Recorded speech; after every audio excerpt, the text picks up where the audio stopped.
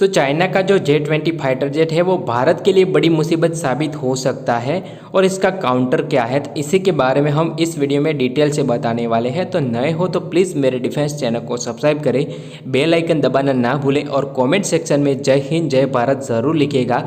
तो आज की डिफेंस अपडेट वीडियो शुरू करते हैं। तो आज से 2 साल पहले चाइना का जो J-20 स्टेल्थी फाइटर जेट है वो भारतीय वायुसेना के लिए इतना बड़ा खतरा नहीं था।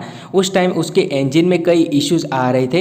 इसके अलावा जो J-20 था वो बहुत ही कम नंबर में था। इसी वजह से चाइना भारत के खिलाफ लद्दाख में उसे लिमिटेड नंबर में ही यूज़ करता था। पर अभी फ़िलहाल टाइम बिल्कुल बदल चुका है, तो चाइना ने इसमें जो प्रॉब्लम थी वो सोल्व कर ली है।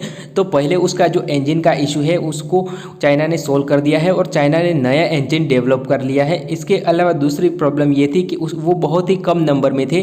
तो चाइना ने अभी फ़िलहाल चाइनीज़ एयरफोर्स में 150 प्लस J-20 इंडक्ट कर ली है। तो ये 2 प्रॉब्लम थी वो J-20 के साथ थी, तो ये दोनों प्रॉब्लम चाइना ने सोल्व कर दी थी। तो अब बात करेंगे कि भारत के खिलाफ अब खतरा क्यों है।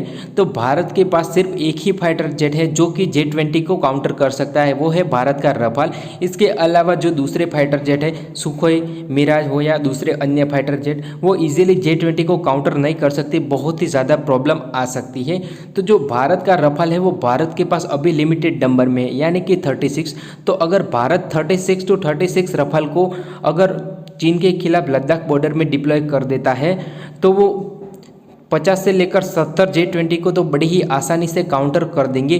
पर अगर चीन एक साथ 80 या 90 J-20 को रफाल के खिलाफ डिप्लॉयमेंट कर देता है तो जो J-20 है वो रफाल पे भारी पड़ने वाले हैं। भले रफाल बहुत ही ज़्यादा एडवांस हो J-20 से, पर जो नंबर है J-20 के बढ़ जाएंगे तो रफाल को ही बड़ी ही आसानी से वो आउटडेटेड कर सकते हैं। तो इस प्रॉब्लम का सॉल्यूशन क्या है, तो भारतीय वायुसेना को बहुत ही जल्द या तो एडिशनल रफाल खरीदने होंगे या तो जो है MMRC 2.0 है उसके तहत 114 fifth generation fighter jet Bharat को खरीदने चाहिए। तो अभी फिलहाल भारतीय वायुसेना के लिए 5th जनरेशन फाइटर जेट खरीदे जाए तो अभी फिलहाल भारत के पास सिर्फ 2 ही ऑप्शन है, एक है अमेरिकन F-35 और दूसरा है रशिया का Su-57।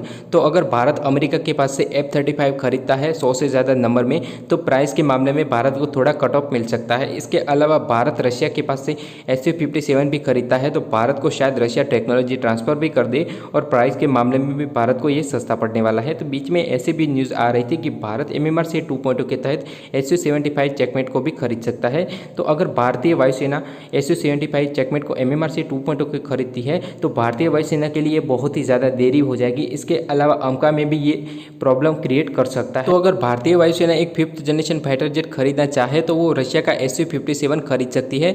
तो ये J-20 को काउंटर करने के लिए भारतीय वायुसेना के लिए बेस्ट ऑप्शन रहेगा। तो अगर आपको मेरा इन्फॉर्मेटिव वीडियो अच्छा लगे please subscribe my channel. Thank you for watching.